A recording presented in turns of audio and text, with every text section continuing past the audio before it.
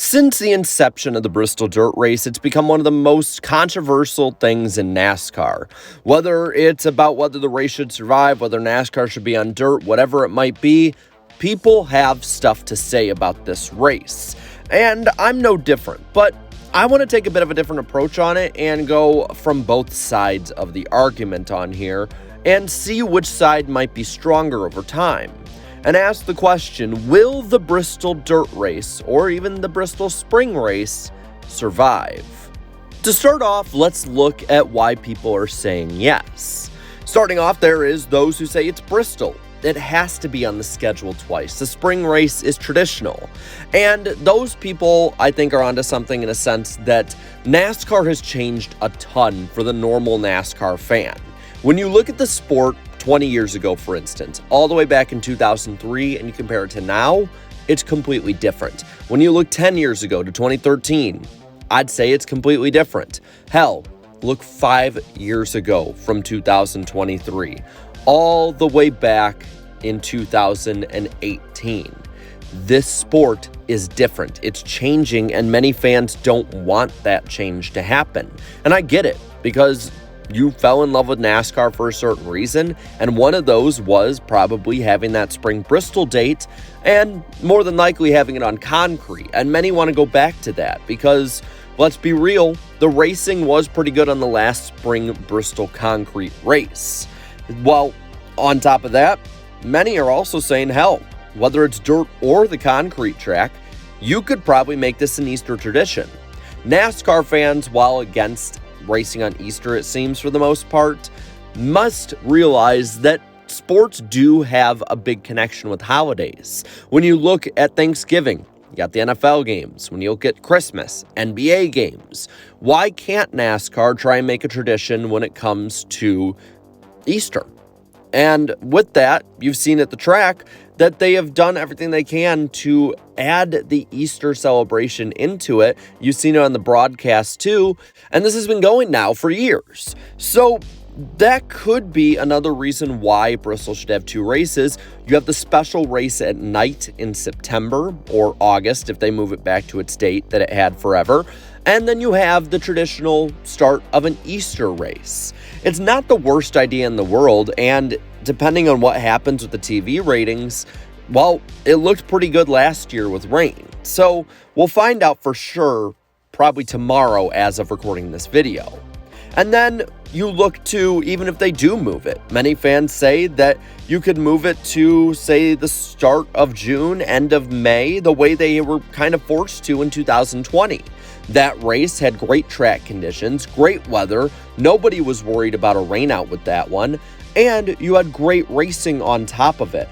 Everyone remembers the Chase Elliott-Joey Logano incident at the end of that race, and when you look at how these drivers and these fans are when it comes to wanting concrete to come back, you have to go all out with it. And if you do have the dirt, well, you'll have a warmer night.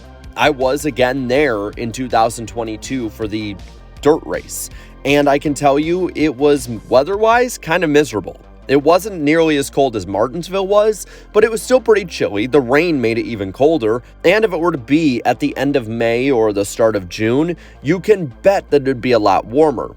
I've only lived in Tennessee almost a year now, and I can tell you that at night, it feels great outside. I could probably run outside if there was enough light for me, and I would love to watch a race in that weather. It's perfect racing weather for a fan. And then when you look at what would happen when it comes to bringing back the pavement, well, the dirt being here for now may have made a renewed interest when it comes to bringing back the concrete. Fans realize what they had once it's taken away, and now will do anything to get it back.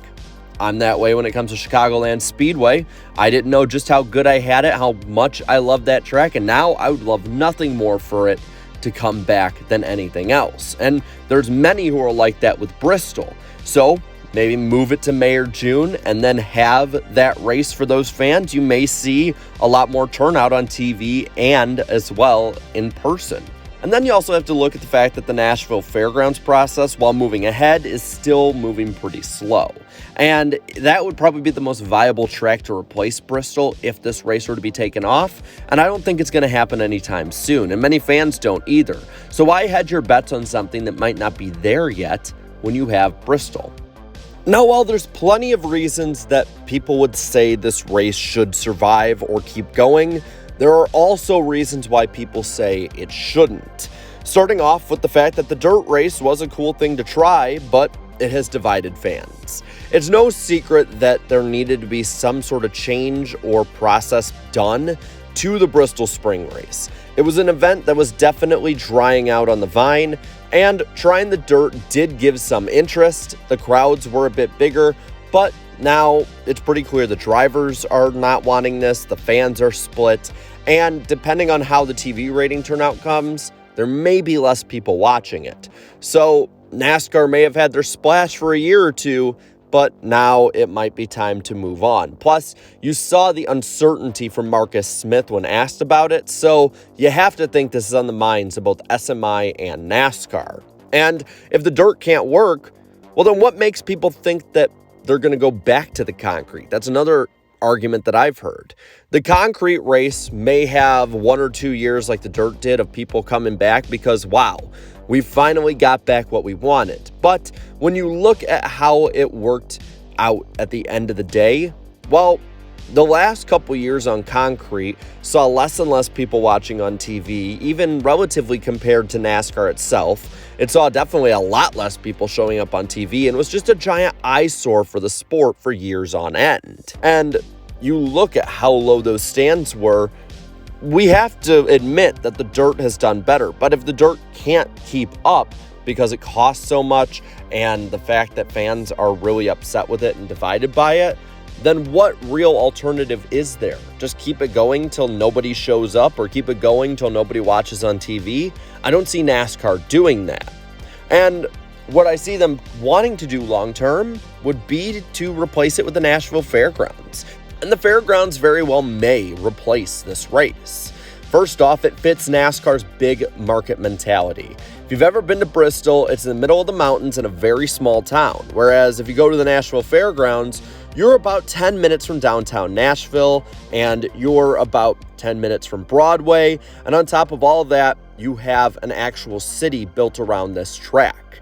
It's a big market, a growing market on top of that, and a growing sports market with all of this combined. So this would definitely, like I said, fit NASCAR's mentality and would be probably something that would also give less stress, and this is another point given, on the shared Virginia, Tennessee, North Carolina little area or market, as Nashville's over 4 hours west of that.